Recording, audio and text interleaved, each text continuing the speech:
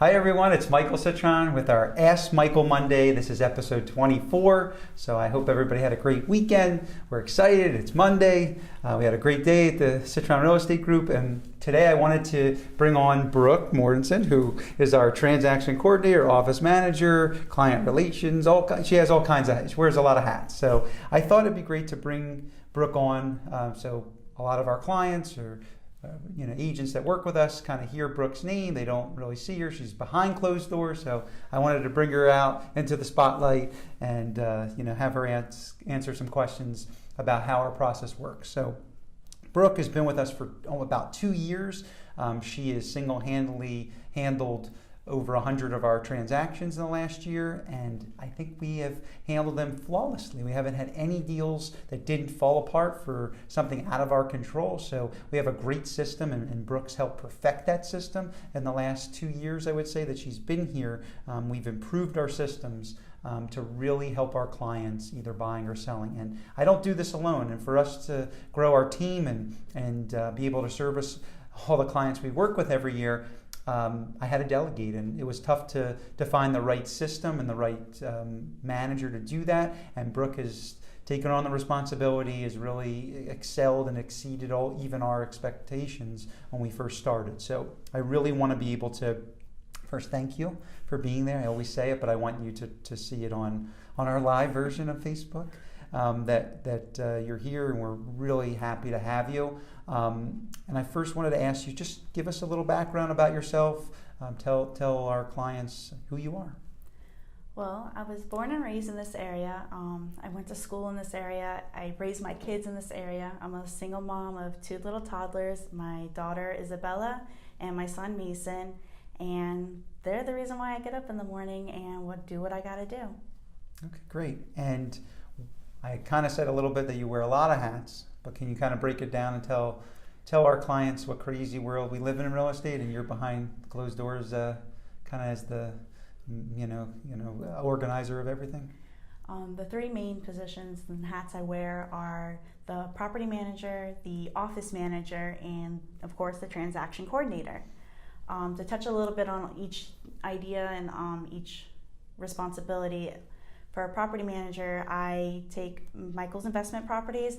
I also take our clients' properties that they're currently renting them out, and our responsibility is securing the tenant and pretty much just making sure throughout the term of the lease the rental is taken care of. If there's any issues that arise, those are taken care of, and ensure that you guys receive the rental payments each month. Office manager, we kind of have 2 aspects of our office. We have like our agent side, and we also have our administrative side. For our administrative side, that's where my office is actually located, and I have Bobby and I have Joseph. Bobby is our clients relations manager, and Joseph's our in-house marketing director. So day to day, I make sure that the daily tasks are being completed, and I kind of oversee and make sure that everybody's doing the duties that they have. And then also with the agents, I go and I check in with them on a day-to-day basis and make sure that they're communicating with their clients. If we have any new leads, they're communicating with new potential buyers or new potential sellers, and just making sure they really stay on their task as well.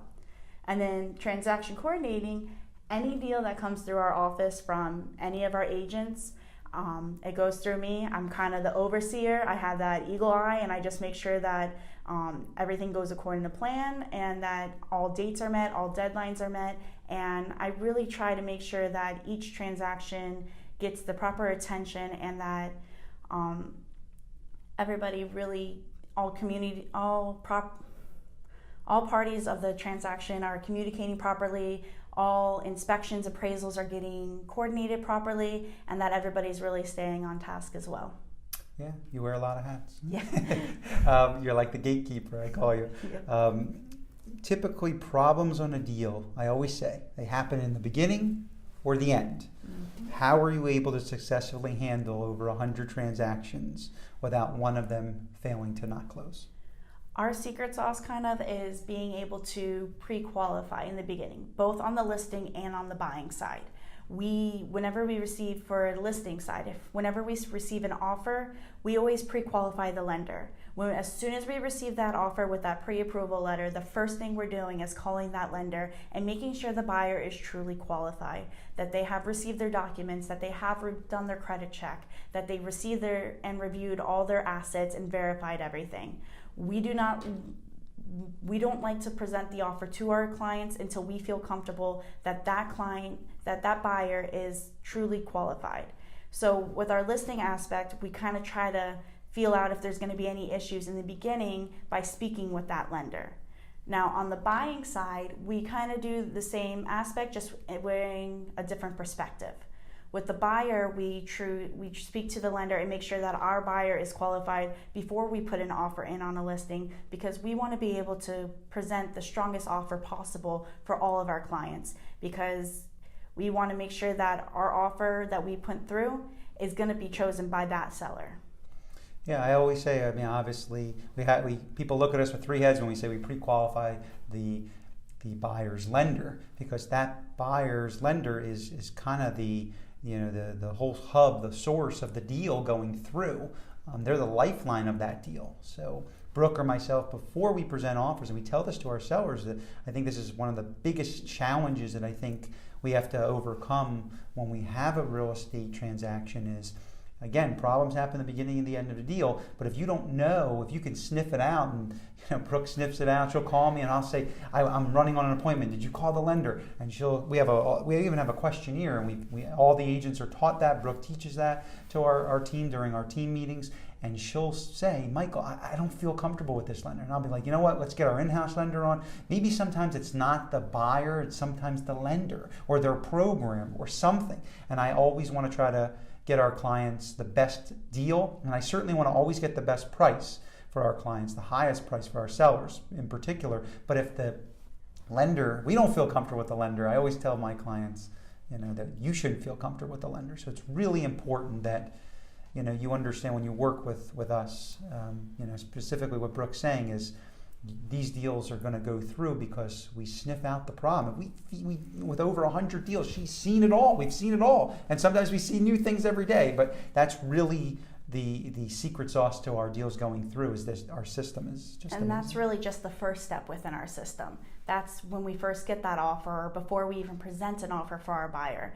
After we go under contract, we have a whole system that we do. I literally have a 4-page checklist that I go throughout the entire transaction to ensure all tasks are being met, all deadlines are being met, the inspections coordinated, the appraisals coordinated. We have our system, and honestly, without our system, we wouldn't be as successful as we are with our closings. No, absolutely.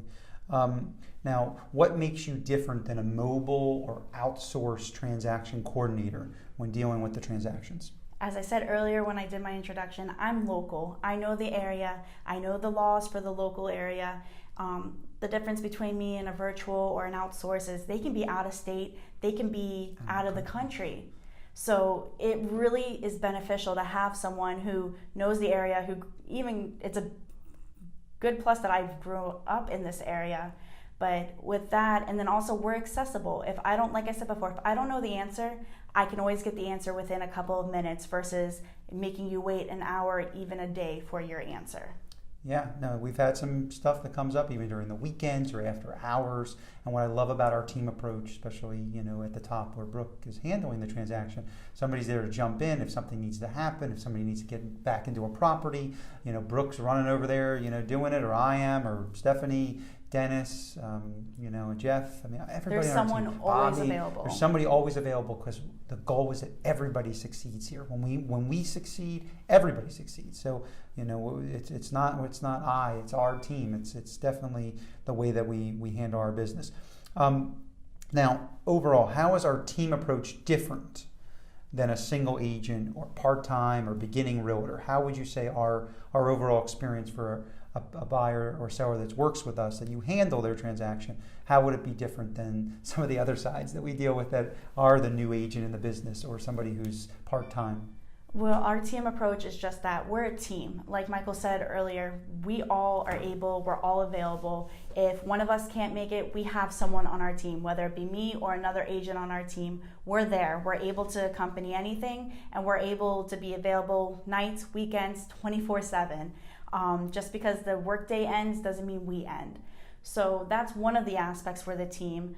Another aspect is we all lean on each other. So we're all able to help each other. We have the experience. And with that, you really do get more than just your average agent. We all are able to share our experiences and learn from them. And we just have that wealth of knowledge where we're really able to go above and beyond for you. Whereas the part-time agent may not have the time to dedicate because they have another job. This is our life. We invest everything into each and every deal. I joke and I say I become part of the family with each deal just from all the communications that I have with each client. And honestly, if I don't feel like your family, I feel like I failed.